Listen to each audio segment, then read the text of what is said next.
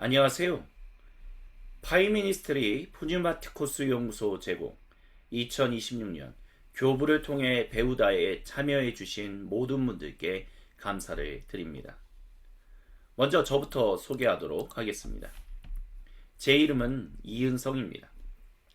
2018년도 7월부터 지금까지 기독교 대한선교교회 소금빛교회 목사로서 주님의 거룩하신 일에 순종하고 있습니다. 서울신학대학교 신학과, 서울신학대학원, 신학대학원 목회학 석사를 공부하고 그 뒤에 캐나다 밴쿠버에 위치한 리젠트 칼리지에서 모든 삶의 현장을 위한 신학으로 MA를 취득했습니다. 그리고 2020년 9월부터 파이미니스트를 설립해서 지금도 주님의 거룩하신 일에 순종하고 있습니다. 파이미니스트리는 성부, 성자, 그리고 성령님 한 분 하나님의 창조하시고 구속하시는 일에 함께 순종해서 참여하는 단체입니다. 특별히 주님의 온전하신 그 회복이 오늘 이 순간에 필요한 영역이 영성, 그리고 예술이다라고 저희는 굳게 믿고 있습니다. 그래서 이에 대한 통합된 그리스도교 관점을 소개하는 것이 저희 단체의 가장 중요한 목표입니다. 그래서 이 파이는 영성, 그리고 예술을 각각 나타내는 고대 그리스어 단어 모두에 들어가 있는 그 알파벳 파이를 의미합니다. 하지만 또한 동시에 이 파이는 오늘날 경제 사회학 용어로서 사용되는 그 파이를 의미하기도 합니다. 경제적인 사회적인 성장을 추구하는 사람들은 파이를 키우는 것이 먼저다라고 얘기하죠. 하지만 모두가 다 잘 살아야 한다라고 얘기하는 사람들은 파이를 키우는 것보다 파이를 나누는 것이 더 중요하다라고 얘기합니다.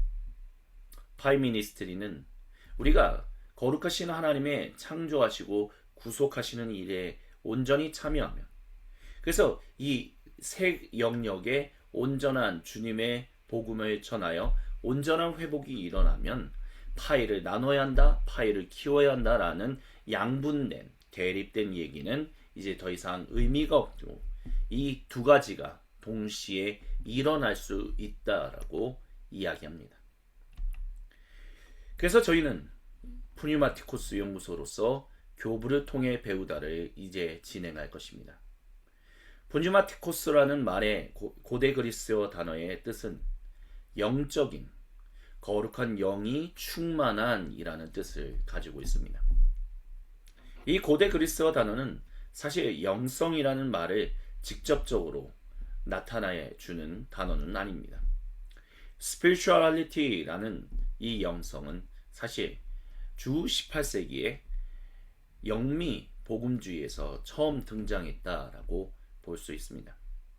하지만 그 흐름을 결국 찾아 올라가면, 그래서 성령 시대까지 올라가게 된다면 결국 성령 하나님의 충만한 임재를 통해서 살아가는 하나님 백성의 삶, 그것이 바로 영성이기 때문에 고대 그리스어 단어 푸뉴마티코스는 바로 영성을 표현하는데 부족함이 없는 단어다라고 말할 수 있습니다. 그래서 저희는 2023년 성경적 영성을 기본 과정으로 나눴었고요. 그리고 2024년 그리스도인의 미덕을 함께 이야기를 나눴었습니다. 그리고 이제 상급과정 첫 번째로서 교부를 통해 배우다라는 것을 진행할 것입니다. 그래서 오늘은 그에 대한 첫 번째 시간으로서 왜 이 과정이 필요한가에 대해서 함께 이야기를 나누도록 하겠습니다. 성도 여러분에게 그리스도교 영성은 무엇입니까? 아마 대부분 성도님들은 이런 것들을 떠올릴 것입니다. 기도, 묵상, 조용한 시간, 그리고 치유와 회복. 틀린 말은 아닙니다. 실제로 교회는 그런 방식으로 하나님을 경험하고 있습니다. 그런데 한번 이렇게 질문해 봐야 합니다. 성경이 말하는 그리스도교 영성도 정말 이것과 같냐고 말입니다.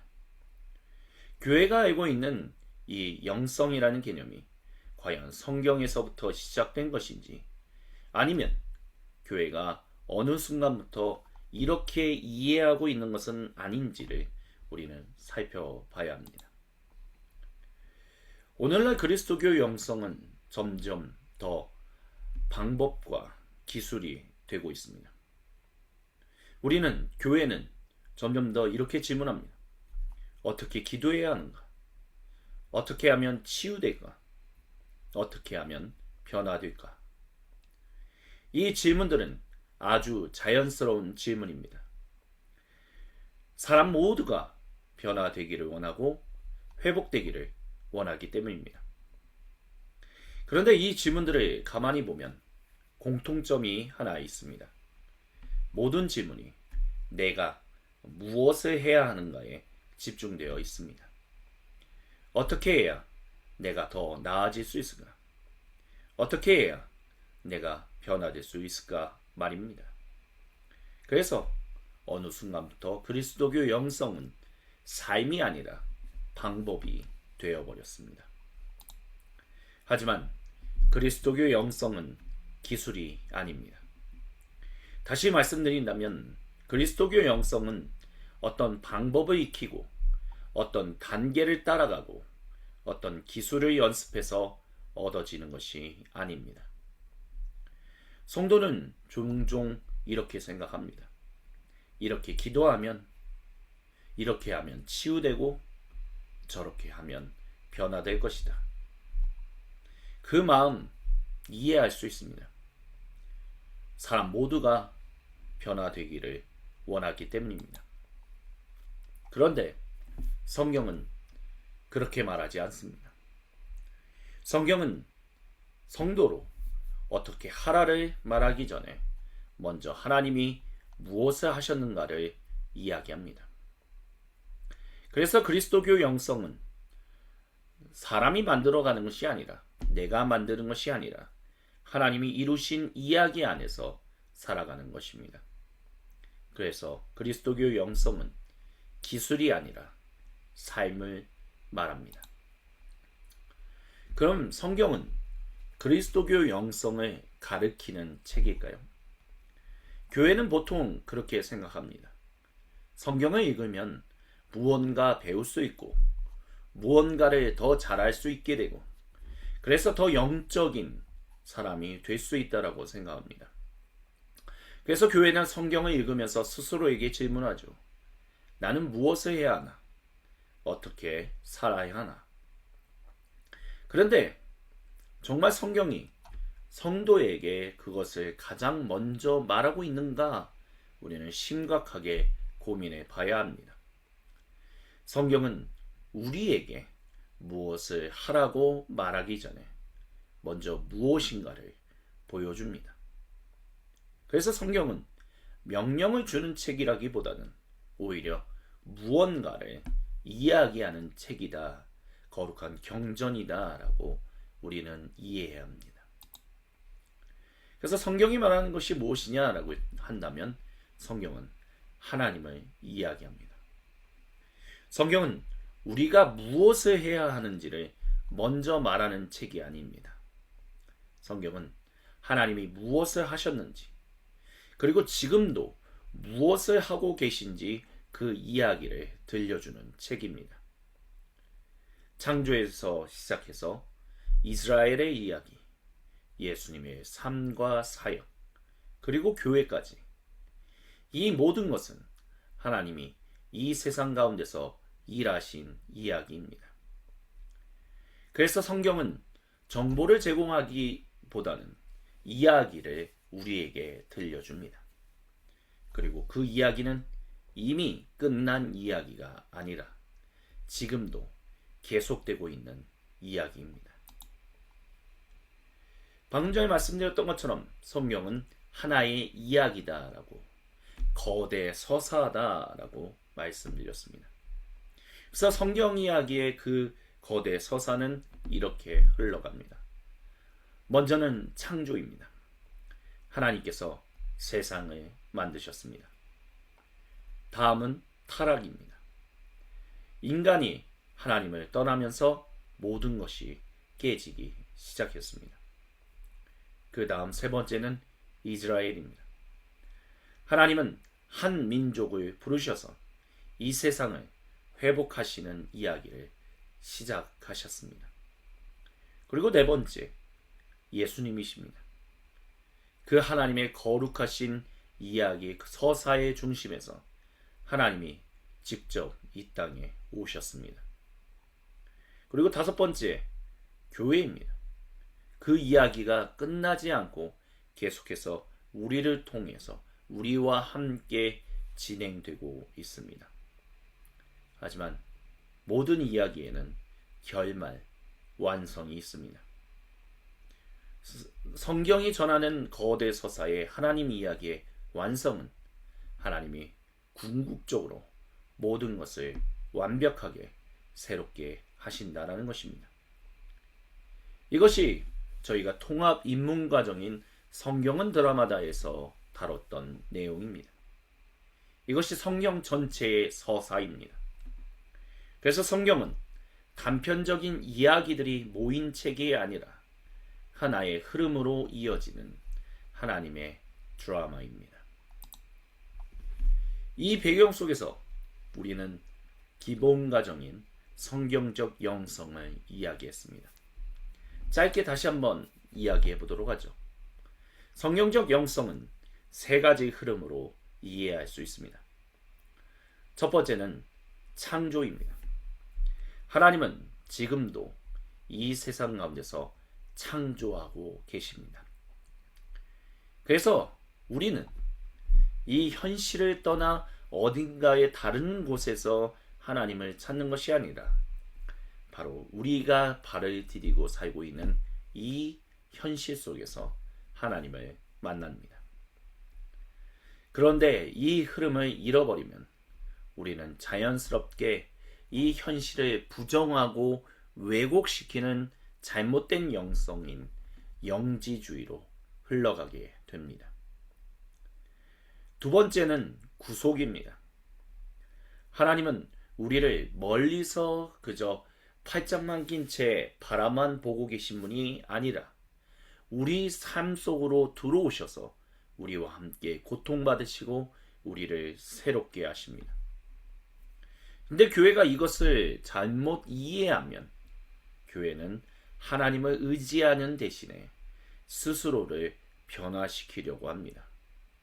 이것이 바로 도덕주의의 오류입니다. 세 번째는 공동체입니다.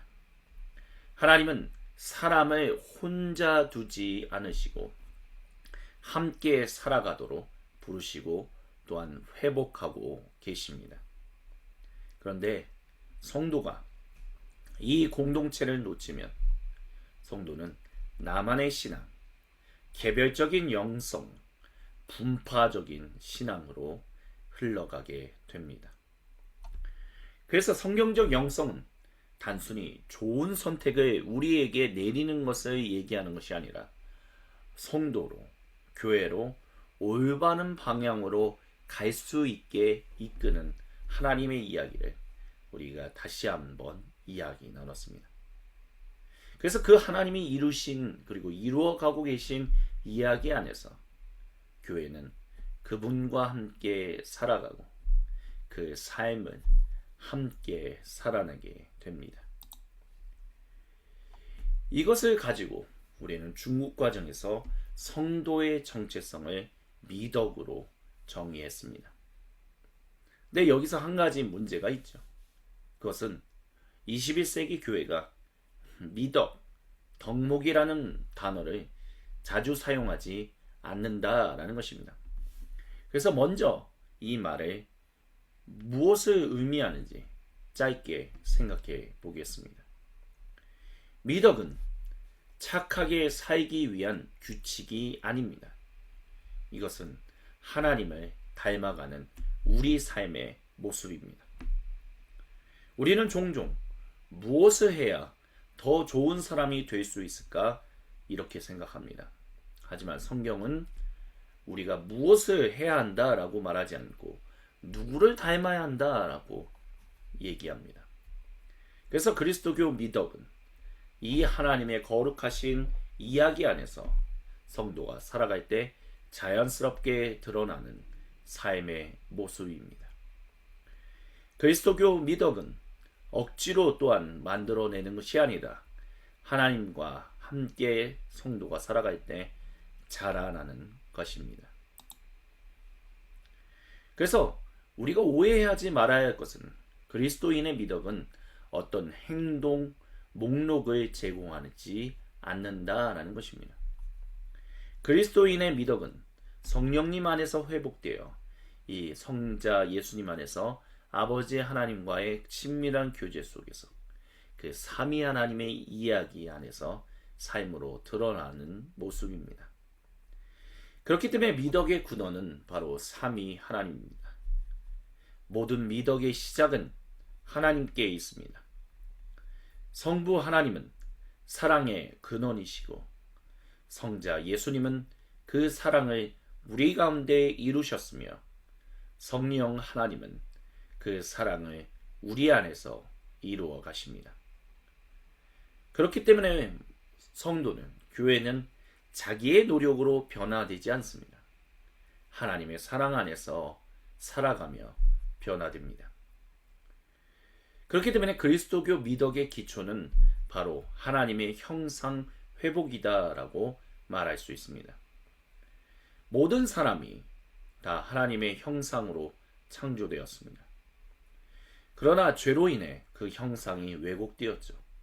하지만 구세주 예수님께서 오심으로 또한 그 아버지 하나님과 예수님이 보내신 성령님이 우리에게 임재하심으로 말미암아 우리는 새롭게 되었고 그 형상이 회복되기 시작했습니다.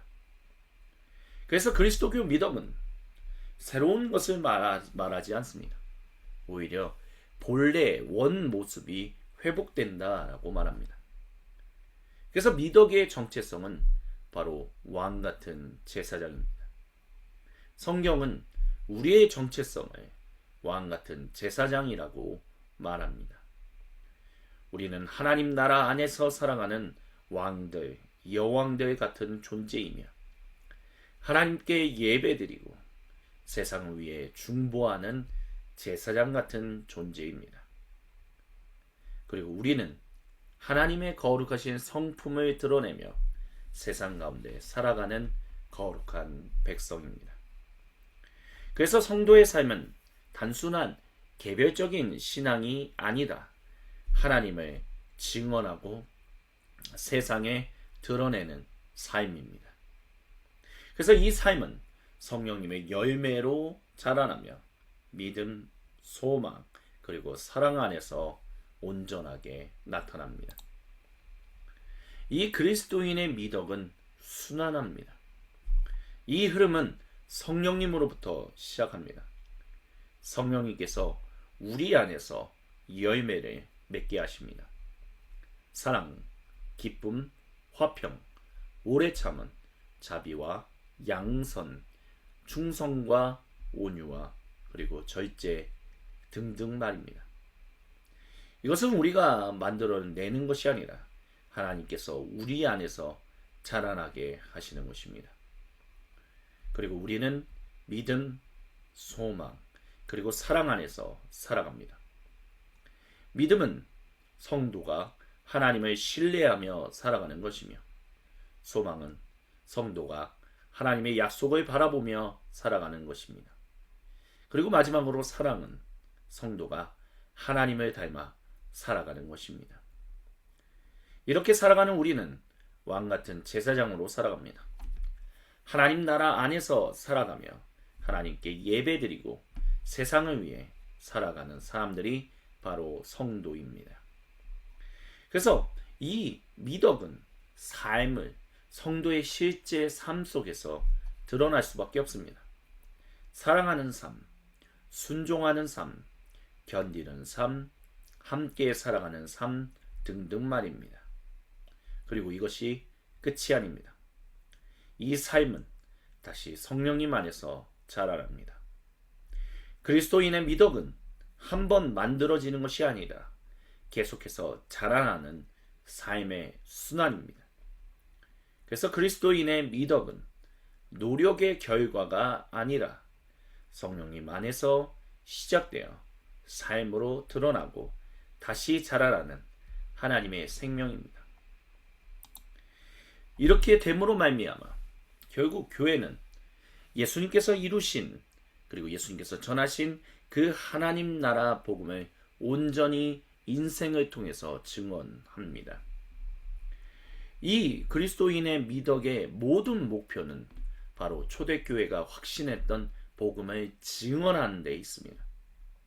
그리고 그들이 초대교회가 확신했던 복음은 단순히 개인이 구원받는다는 이야기에서 끝나지 않았습니다. 오히려 그들은 복음은 하나님께서 모든 사람을 언약 안에서 한 가족으로 만드셨다라고 선언하는 선언문이었다라고 얘기합니다.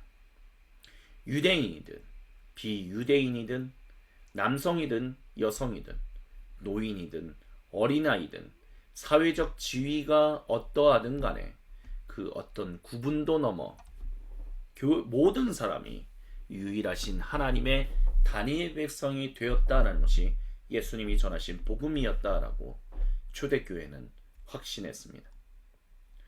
그래서 하나님은 여러 백성을 부르신 것이 아니라 한 백성을 만드셨습니다. 단 하나의 백성, 단 하나의 공동체, 단 하나의 서사. 그래서 우리는 그리스도 안에서 하나 되고 성령님 안에서 하나 되어 하나님께 나아가는 왕같은 제사장 공동체로 살아갑니다. 그래서 이런 일련의 모든 것들이 저희가 푸뉴마티코스 연구소를 통해서 나눴던 이야기들입니다. 이것은 근데 단순히 성경 시대에만 끝난 것이 아닙니다. 이것은 바로 계속해서 교회의 역사를 통해서 드러났습니다. 물론 때로는 그 복음, 주 1세기 교회가 이해했던 복음이 약해지기도 하고 그럴 때도 있었습니다. 하지만 단 한순간도 그 흐름이 끊긴 적은 없었습니다. 그래서 그 복음의 흐름, 그 영성의 흐름이 어떻게 2000년 동안 흘러내려왔는지에 대해서 우리는 하나하나 시대별로 살펴볼 것입니다. 그래서 일단 먼저 우리는 교부들을 통해서 이 모든 그리스도교 영성의 여정을 배울 것입니다. 예, 그렇게 해서 지금 이 순간까지 저희가 교부를 통해 배우다 첫 번째, 왜 이 과정을 나누고자 하는가라는 부분에 대해서 함께 이야기를 나눴습니다. 그러면 다음 주 이 시간부터 본격적으로 교부들을 통해서 이 이야기가 어떻게 시대별로 이어져 왔는지에 대해서 함께 살펴보도록 하겠습니다. 오늘 이야기는 여기까지입니다. 함께 해주신 모든 분들께 감사를 드리며 다음 주 수요일 이 시간에 다시 뵙겠습니다.